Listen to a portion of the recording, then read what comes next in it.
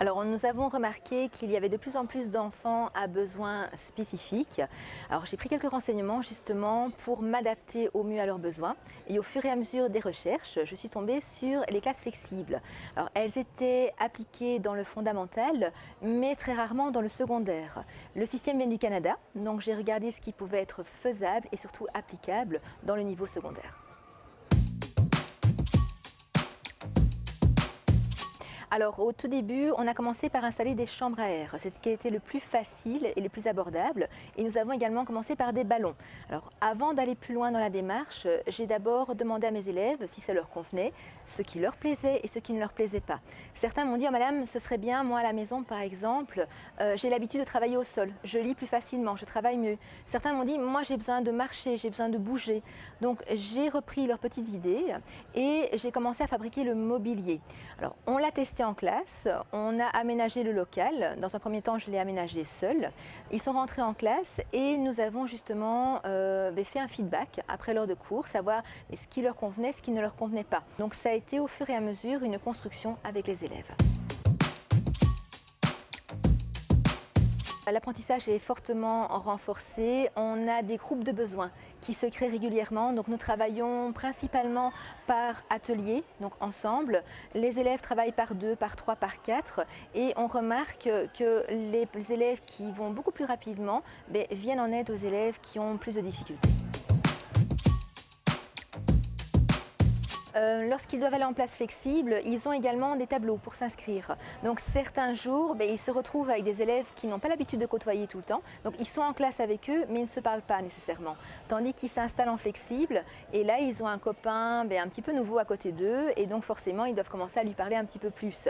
Comme je vous l'ai dit, comme ce sont principalement des travaux de groupe, donc là le relationnel est développé davantage. On a de plus en plus d'élèves à besoins spécifiques. Ils adorent le système justement parce que ça facilite leurs apprentissages. Des élèves TDAH peuvent avoir accès à des ballons, peuvent avoir accès à une table haute avec une planche à bascule. Donc au lieu de se canaliser sur « je ne dois pas bouger », ils se canalisent justement sur leur travail. Donc il est fortement renforcé.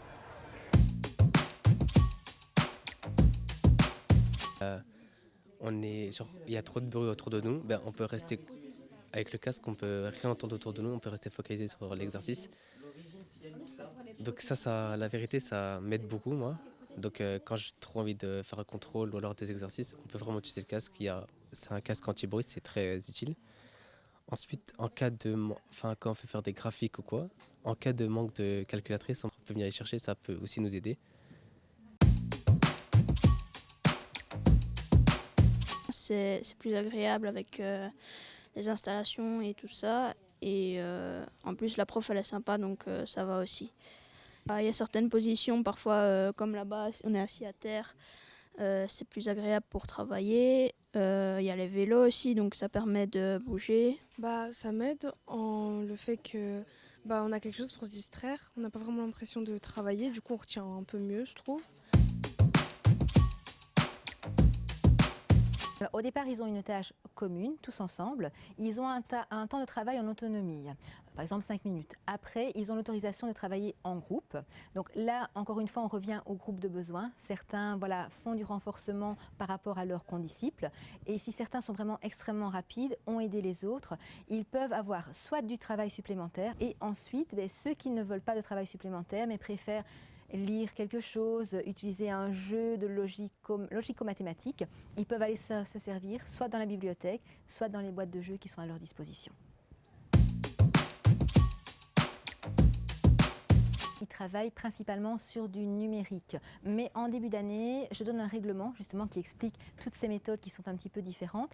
Et dans le règlement, les parents ont la possibilité de me demander justement une version papier. Même chose, on a un mix des deux. On a de plus en plus le format numérique, mais pour certaines évaluations, le papier s'y prête encore davantage que le format numérique. Parce que comme le projet est un projet plus personnel, l'école est intervenue pour tout ce qui est notamment les galets d'assises. Tout le reste, comme c'était un projet plutôt novateur pour le secondaire, on a utilisé des matériaux de récupération et je les ai faits donc moi-même. Le matériel a été fait en grande partie par mes soins.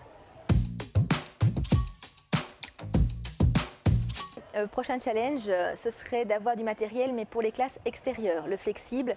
On peut également aller donner cours à l'extérieur. Là, j'espère avoir dans quelques mois peut-être des e-tools, donc des tables bien spécifiques pour pouvoir aller en extérieur et donner cours dehors. Donc se renseigner sur différents sites, prendre des ouvrages également, choisir quelques idées, aller présenter le projet au chef d'établissement et seulement après voir ce qui serait adaptable. Mais ne pas vouloir faire de trop en trop peu de temps, y aller vraiment progressivement.